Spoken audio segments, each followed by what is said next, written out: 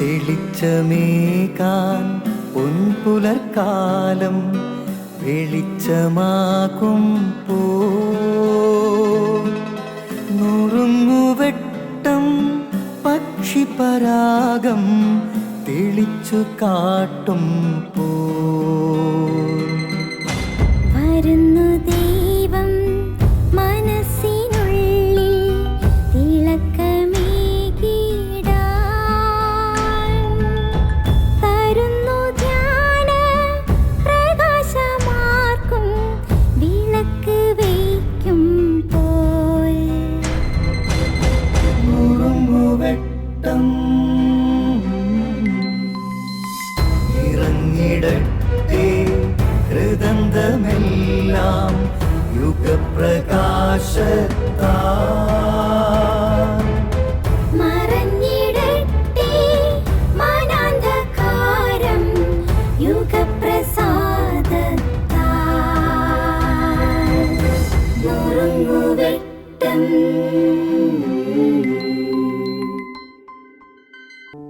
പല ദമ്പതികളുടെയും പ്രധാനപ്പെട്ട ഒരു കംപ്ലൈൻറ്റ് ഇപ്രകാരമാണ് വരുന്നത്.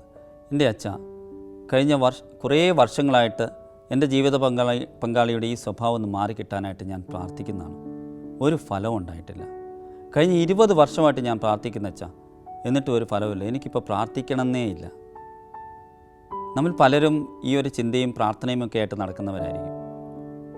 എന്നാൽ യഥാർത്ഥത്തിൽ ജീവിത പങ്കാളി ദൈവം നമുക്ക് നൽകിയ സമ്മാനമാണ് നമ്മൾ തിരിച്ചറിയേണ്ടതുണ്ട്. ഒരുപക്ഷെ വിവാഹ ദിനത്തിൽ നമ്മളങ്ങനെ ചിന്തിച്ചിട്ടുണ്ടാവും, ഇവൾ അല്ലെങ്കിൽ ഇവൻ എനിക്ക് വേണ്ടിയിട്ട് ദൈവം സൃഷ്ടിച്ചതാണ്, മെയ്ഡ് ഫോർ ഈച്ച് അതർ എന്നൊക്കെ നമ്മൾ പറയാറുണ്ട്. ആ ഒരു ചിന്തയോടുകൂടി വിവാഹ ജീവിതം തുടങ്ങുന്ന നമ്മൾ കുറേ കാലത്തിന് ശേഷമാണ് ഇങ്ങനെയുള്ള പ്രാർത്ഥനകളൊക്കെ ആയിട്ട് ദൈവത്തിന് മുമ്പിൽ ചെന്നുപെടുന്നത്.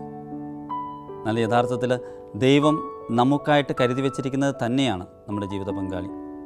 പലപ്പോഴും നമ്മൾ പറയാറുണ്ടല്ലോ, ആ മനുഷ്യനായതുകൊണ്ടാണ് അവളെ ഇത്ര കാലം സഹിച്ചത്, അവളായതുകൊണ്ടാണ് ഇദ്ദേഹത്തെ ഇത്ര കാലം സഹിച്ചതെന്നൊക്കെ. എത്രയോ വർഷങ്ങൾക്ക് ശേഷമാണ് നമ്മളത് തിരിച്ചറിയുന്നത്. എന്നാൽ അവരെ ചേർത്ത് നിർത്തിയപ്പോൾ തന്നെ ദൈവത്തിന് അറിയാമായിരുന്നു ഇവർ രണ്ടുപേരുമാണ് ചേരേണ്ടത്, അങ്ങനെ ആയാലേ ഈ കുടുംബം മുമ്പോട്ട് പോവുകയുള്ളൂ എന്ന്.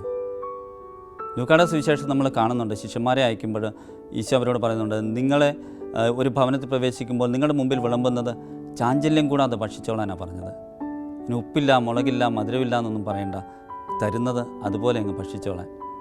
ഞാൻ അരുണാചൽ പ്രദേശിൽ ഉണ്ടായിരുന്ന കാലഘട്ടത്തിൽ ഞങ്ങളുടെ വില്ലേജുകളിലേക്ക് 3-4 മണിക്കൂർ നടന്ന് ആണ് പോവുക. അവിടെ ചെന്ന് കഴിയുമ്പോൾ അവർ ഭക്ഷണമായിട്ട് തരുന്നത് പുഴുങ്ങിയ കോഴിയൊക്കെയാണ്. എല്ലാം പുഴുങ്ങിയതാണ്, ബോയിലാണ് അവരുടെ മെയിൻ ഭക്ഷണം. കോഴിയൊക്കെ കിട്ടുമ്പോൾ നമുക്ക് കഴിയാൻ കുഴപ്പമില്ല, ഒന്ന് പുഴുങ്ങിയതല്ലേ, അതുകൊണ്ട് സമാധാനമുണ്ട്. പക്ഷേ ചില അവസരങ്ങളിൽ മറ്റ് മൃഗങ്ങളുടെ ഇൻറ്റസ്റ്റൈനൊക്കെ കൊണ്ടുവരും. അത് എനിക്ക് ഒട്ടും ഇഷ്ടമില്ലാത്തൊരു സാധനമാണ്. പറ്റുന്നിടത്തോളം അത് നമ്മുടെ പാത്രത്തിൽ വീഴാതിരിക്കാനായിട്ട് നമ്മൾ ശ്രദ്ധിക്കും. പക്ഷേ എന്നാലും ചില അവസരങ്ങളിൽ ഇവർ ചോറെടുക്കുന്ന കൂട്ടത്തിൽ തന്നെ ഇതിൻ്റെ പുഴുങ്ങിയ വെള്ളം എല്ലാം കൂടെ ഒഴിക്കും. ഭയങ്കര മണമാണ്. എനിക്കത് ഭയങ്കര ബുദ്ധിമുട്ടാണ് കഴിക്കാനായിട്ട്. പക്ഷേ ഇത് മുമ്പിൽ വെച്ചിട്ട് ഇത് വേണ്ടെന്ന് അവരോട് പറയാൻ പറ്റിയല്ല, പറഞ്ഞാലത് അവരെ അപമാനിക്കുന്നതിന് തുല്യമാണ്. അപ്പോൾ കണ്ണുമടച്ച ഒരൊറ്റ പ്രാർത്ഥനയാണ്, ദൈവമേ ഇത് കഴിച്ചു കഴിയുമ്പോൾ ഛർദ്ദിക്കാതിരിക്കാനുള്ള കൃപ തരണമേ എന്ന്. ഇത് മാറ്റാൻ പറഞ്ഞിട്ട് കാര്യമില്ല, ഇത് മാറ്റാൻ പറ്റുന്ന കാര്യമല്ല. പക്ഷേ ഇത് കഴിച്ചു കഴിഞ്ഞാൽ ഛർദ്ദിക്കാതിരിക്കാനുള്ള കൃപ കിട്ടിയാൽ നമുക്ക് അവിടുന്ന് എഴുന്നേറ്റ് പോകാം. പ്രിയമുള്ളവരെ, നമ്മുടെ ജീവിതത്തിൽ തന്നിരിക്കുന്ന, നമ്മുടെ മുമ്പിൽ വിളമ്പിയിരിക്കുന്ന നമ്മുടെ ജീവിത പങ്കാളി, നമ്മുടെ ചുറ്റുപാടുകൾ, സാഹചര്യങ്ങൾ, ഇതിനെയൊക്കെ മാറ്റണം എന്ന് പറഞ്ഞാൽ ദൈവം മാറ്റില്ല. കുറച്ചുകൂടെ ഉപ്പ് വേണം, കുറച്ചുകൂടെ പുളി ഉണ്ടായിരുന്നെങ്കിൽ നന്നായിരുന്നു, കുറച്ചുകൂടെ മധുരം ഉണ്ടായിരുന്നെങ്കിൽ ഞാൻ ഇത് കഴിക്കാമായിരുന്നു എന്ന് പറഞ്ഞിട്ട് യാതൊരു കാര്യമില്ല. നമുക്ക് നൽകിയ സമ്മാനം, നമ്മുടെ കയ്യിൽ ഒരു സമ്മാനം തന്നിട്ട് അത് തുറന്നു വെച്ചിട്ട് അതിനെക്കുറിച്ച് കുറ്റം പറയുന്നതിന് നമ്മളൊക്കെ പച്ച മലയാളത്തിൽ അല്പത്തെന്നൊക്കെ പറയുമല്ലേ. അത് നമുക്ക് ദൈവത്തിന് മുമ്പിൽ അങ്ങനെ പറയാനായിട്ട് സാധിക്കുമോ? തന്നിരിക്കുന്ന ജീവിത പങ്കാളിയെ ആയിരിക്കുന്ന അവസ്ഥയിൽ അംഗീകരിക്കാനും സ്നേഹിക്കാനുമുള്ളൊരു കൃപയാണ് നമുക്ക് ആവശ്യം. അതാണ് നമ്മൾ പ്രാർത്ഥിക്കേണ്ടതും. അത്തരമൊരു കൃപ നമ്മുടെ ജീവിതത്തിലുണ്ടെങ്കിൽ നമ്മുടെ ജീവിതം, നമ്മുടെ കുടുംബജീവിതം കുറച്ചുകൂടി മനോഹരമാവുകയും സന്തോഷപ്രദമാവുകയും ചെയ്യും.